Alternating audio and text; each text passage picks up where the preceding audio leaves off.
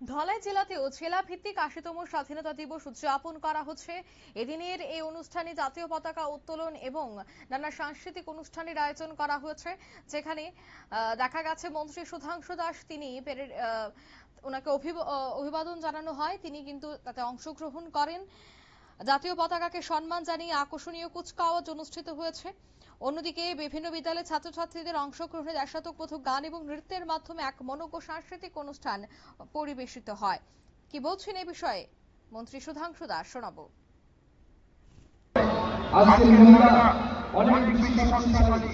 আজকে আমরা দেখি স্কুল কলেজ থেকে শুরু করে সামরিক ক্ষেত্রে, বিভিন্ন ইনফ্রাস্ট্রাকচার ক্ষেত্রে, বিভিন্ন টেকনোলজি ক্ষেত্রে আমাদের দেশের মহিলারা কোনোভাবে পেছনে নয়।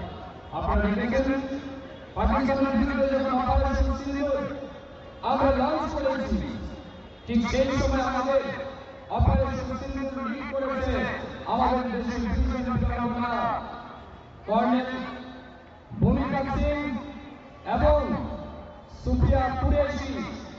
তাদের বীরত্ব প্রমাণ করেছে যে ভারতবর্ষের মহিলাদের উপর আঙ্গুল তুললে, ভারতবর্ষের মহিলাদের শুধু শিশির মুখে দিলে ভারতের মহিলারাও দেবী দুর্গার রূপ নিতে পারে, তো দেবী কালীর রূপ নিয়ে অসুরের বধ করার মতো শক্তি আমাদের দেশের মহিলাদের আছে।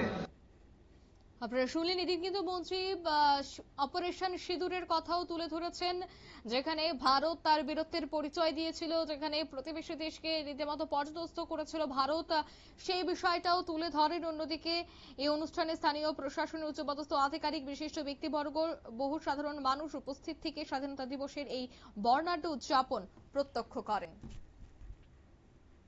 নিয়ে নিচ্ছি ছোট্ট একটি বিজ্ঞাপন বিরতি, সঙ্গে থাকুন।